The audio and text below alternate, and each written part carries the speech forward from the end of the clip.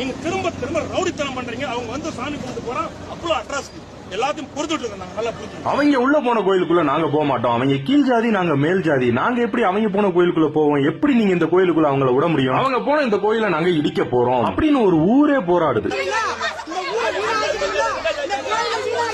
விழுப்புரம் மாவட்டம் மேல்பாதி அப்படின்ற ஒரு கிராமத்துல தர்மராஜா திரௌபதி அம்மன் கோவில் அப்படின்னு ஒரு கோவில் இருக்கு. அந்த ஊர்ல ரெண்டு தரப்பு மக்களும் இருக்காங்க. அதாவது பட்டியலின மக்களும் இருக்காங்க. நாங்க மேல் ஜாதி அப்படின்னு அவங்களே தன்னைத்தானே சொல்லிக்கிற அந்த மக்களும் இருக்காங்க. நீங்க அந்த ஜாதி பிரச்சனையாலேயே அந்த கோவிலை திறக்க விடாம பண்ணிட்டு இருந்திருக்காங்க அந்த ஊர் மக்கள். சென்னை உயர்நீதிமன்றம் அதெல்லாம் முடியாது, நீ எப்படி அதை மூடி வச்சுக்கிட்டு இருப்ப? கோவில்னா எல்லா மக்களுக்குமானது, எல்லாருமே உள்ள போலாம். அதை தடுக்கிறதுக்கு எவனுக்கும் உரிமை கிடையாது. கோயிலை திறக்கணும் அப்படின்னு சொல்லி தீர்ப்பு வழங்கினதுக்கு அப்புறம் ஏப்ரல் 17 காலையில கோயிலை திறந்திருக்கு. அதுவும் சும்மா கிடையாது, பலத்த போலீஸ் பாதுகாப்போட 50க்கு மேற்பட்ட பட்டியலின மக்கள் அந்த கோவிலை திறந்ததுக்கு அப்புறம் போய் வழிபட்டு வந்திருக்காங்க. இதனால கோபம் அடைஞ்ச இன்னொரு கூட்டம், பட்டியலின மக்களை நீங்க உள்ள விட்டதுனால இந்த கோயில் எங்களுக்கு தேவையில்லை, நாங்க இடிக்க போறோம் அப்படின்னு நிக்கிறாங்க. அது மட்டும் இல்லாம அந்த பட்டியலின மக்கள்